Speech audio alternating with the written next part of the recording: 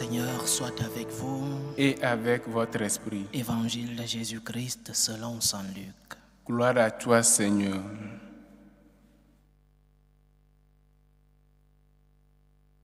En ce temps-là, comme les foules s'amassaient, Jésus se mit à dire: cette génération est une génération mauvaise.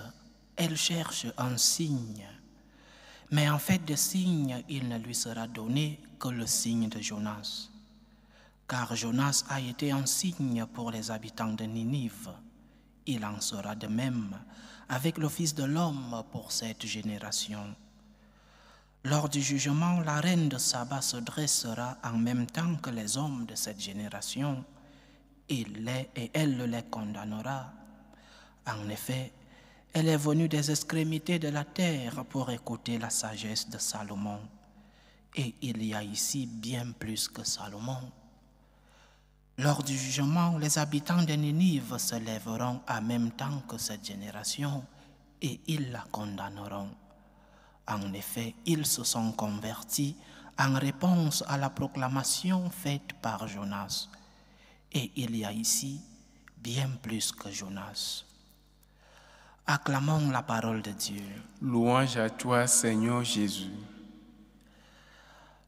Lorsque certains théoriciens mettent en place des théories, par exemple des théories philosophiques, sociologiques et autres, ils ont un objectif. L'objectif, ce n'est pas de changer la génération dans laquelle ils vivent, l'époque dans laquelle ils vivent. L'objectif, c'est de toucher d'autres générations, des générations futures. Et nous le voyons au long de l'histoire, des théoriciens qui ont vécu à un certain moment donné de l'histoire ont transmis leurs théories à des générations qui ont vécu 1 siècle après, 2 siècles après. C'est l'exemple du positivisme, cette théorie d'Auguste Comte du 19e siècle, où, dans sa théorie, Auguste Comte dit qu'il n'y a rien qui existe qui ne soit pas visible, touchable, sensible. Il n'y a rien d'autre qui existe qui ne soit vu à l'œil nu ou dans un laboratoire. C'est cela le positivisme, la théorie qui préconise l'existence de la réalité vue dans un laboratoire ou par notre sensibilité.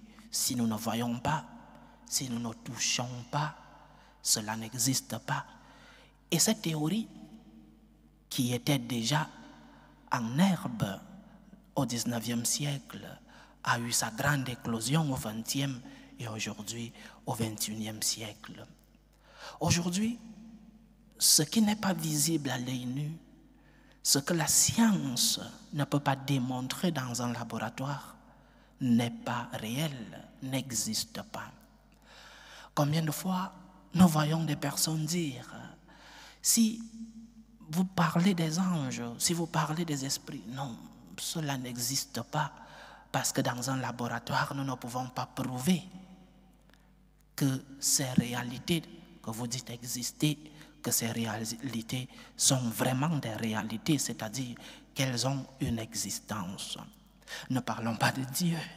Si nous ne pouvons pas mettre Dieu dans un tube, dans un laboratoire, alors il n'existe pas. Le positivisme. Et cela touche notre génération aujourd'hui, pour prendre le concept utilisé par le Seigneur dans l'évangile d'aujourd'hui. Cela touche notre génération aujourd'hui. Et le Seigneur, qui a vécu 19 siècles avant cette théorie du positivisme, peut reprendre cet évangile aujourd'hui et nous poser ce thème. Si nous ne voyons pas, si nous ne touchons pas, nous ne croyons pas. Et même parfois nous voyons, parfois nous touchons, parfois nous expérimentons, mais nous ne croyons pas. Dans notre relation avec Dieu, tant de signes, tant d'expériences de l'amour de Dieu, tant d'œuvres de Dieu dans notre vie, mais nous ne croyons pas. Ou alors nous arrêtons de croire lorsque nous ne voyons plus, lorsque nous n'expérimentons plus ces signes touchables, sensibles. C'est de cela que traite l'Évangile aujourd'hui.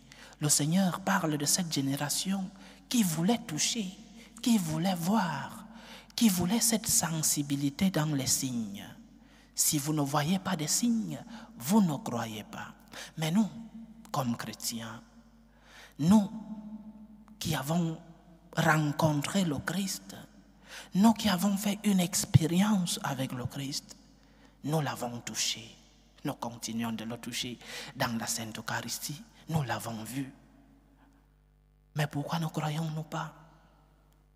Pourquoi malgré tant de signes de Dieu dans notre vie, pourquoi malgré tant de miracles, tant d'événements où nous pouvons dire vraiment, ceci a été la main de Dieu, pourquoi ne croyons-nous pas? Ah, le positivisme. Si nous ne touchons pas, si nous ne voyons pas à l'œil nu, si nous n'expérimentons pas, si nous n'entrons pas dans un laboratoire et que la science nous le prouve, nous ne croyons pas. Chers frères et sœurs, nous avons déjà vu, nous avons déjà touché, nous avons déjà expérimenté la main du Seigneur dans notre vie. Et chacun d'entre nous a son histoire. Chacun d'entre nous peut faire un témoignage. Et même quotidiennement, chacun d'entre nous peut prouver l'existence de Dieu dans sa vie. Chacun d'entre nous peut prouver la main de Dieu dans sa vie. Mais lorsque viennent les moments de douleur, nous demandons un autre signe. Lorsqu'un jour, nous sommes dans le doute, nous demandons un autre signe. Le Seigneur peut nous donner tant de signes. Mais si nous ne croyons pas, nous n'allons jamais croire. Et laissons ceux-là qui demandent des signes visibles, des signes touchables, ceux-là qui nous demandent si Dieu existe, pourquoi le mal? Ceux-là qui nous demandent si Dieu existe, pourquoi telle personne de ta famille est décédée? Laissons ces personnes dans leur démarche. Nous avons expérimenté l'amour de Dieu. Nous avons touché l'amour de Dieu. Nous avons expérimenté cette présence de Dieu dans notre vie. Alors si tu as des signes visibles, profites-en. Mais lorsque tu n'auras pas ces signes, ne doute pas de l'amour de Dieu. Lorsque viendront les moments de croix, ne doute pas de l'amour de Dieu. Lorsque les tristesses, les angoisses, les douleurs, les souffrances, lorsqu'elles arriveront, ne doute pas de l'amour de Dieu. Parce que ce même Dieu qui permet la croix dans ta vie, c'est ce même Dieu qui te remplit de son amour. Alors, des signes, tu en veux plus pour croire en Dieu? Le Seigneur peut te donner d'autres signes. Mais si tu ne veux pas croire, tu ne croiras pas. Nous avons touché l'amour de Dieu. Nous expérimentons l'amour de Dieu dans notre vie. Si Dieu n'est pas dans notre vie, nous sommes perdus. Si le Seigneur n'était pas dans notre vie, que serions-nous? Le Seigneur un jour, lorsque dans une de ses prédications parlait au peuple et certains ont tourné le dos, il a demandé à ses apôtres, vous aussi voulez me tourner le dos? Et Pierre lui a dit, vers qui irions-nous, Seigneur? Toi seul as les paroles de la vie éternelle. Toi seul as les paroles de la vie. Oui, le Seigneur est le seul qui remplit nos cœurs de son amour. Le Seigneur est le seul qui nous a déjà montré tant de signes. Et des signes, nous en avons quotidiennement. Des signes de l'amour de Dieu. Des signes de l'immense présence de Dieu dans notre vie. Alors, lorsque nous aurons des signes visibles, rendons grâce à Dieu. Mais lorsque parfois, il nous semble que le Seigneur est absent dans notre vie, il nous semble, je répète, que le Seigneur est absent. Alors, comme le Seigneur Jésus-Christ sur la croix, nous pouvons crier légitimement, mon Dieu, pourquoi m'as-tu abandonné? Mais nous ne nous arrêtons pas à ce cri de tristesse. Faisons le pas suivant. Le pas suivant, c'est entre tes mains, je remets mon esprit. C'est-à-dire, j'ai confiance en toi. J'aurai confiance en toi lorsque j'expérimente ton amour dans ma vie. J'aurai aussi confiance en toi lorsque je ne comprends pas pourquoi ce silence, lorsque je ne comprends pas pourquoi cette douleur, lorsque je ne comprends pas pourquoi cette personne qui m'est chère est décédée, lorsque je ne comprends pas pourquoi tant de mal autour de moi, lorsque je ne comprends pas la croix, lorsque je ne comprends pas les douleurs de la vie, j'ai confiance en toi. Entre tes mains, je remets mon esprit. Lorsque nous comprenons, action de grâce, je te dis merci. Et lorsque nous ne comprenons pas, confiance, le Seigneur ne nous abandonne pas. Il ne s'est pas éloigné de toi. Ce n'est pas parce que ton sentiment te fait croire qu'il s'est éloigné que c'est une réalité. Le Seigneur ne t'abandonne pas. Il est toujours présent. Mais parfois, il te laisse marcher seul pour que tu puisses fortifier tes jambes.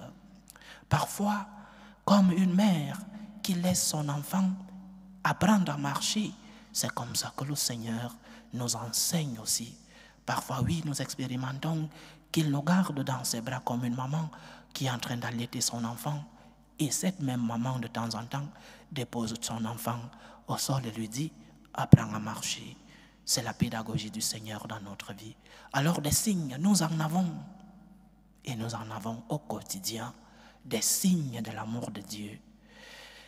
Lorsque nous les voyons, lorsque nous les expérimentons, action de grâce, gratitude. Lorsqu'il nous semble que le Seigneur s'est éloigné, cri de détresse, mon Dieu, pourquoi m'as-tu abandonné? Mais juste après, entre tes mains, je remets mon esprit, j'ai confiance en toi. Que le Seigneur nous aide à découvrir ces signes dans notre vie, qu'il nous aide à découvrir sa présence et son amour dans nos vies. Mais lorsque les moments de croix, les moments de tristesse nous envahissent et que nous ne comprenons pas, disons au Seigneur, entre tes mains je remets mon esprit, j'ai confiance en toi. Loué soit Jésus-Christ. À jamais.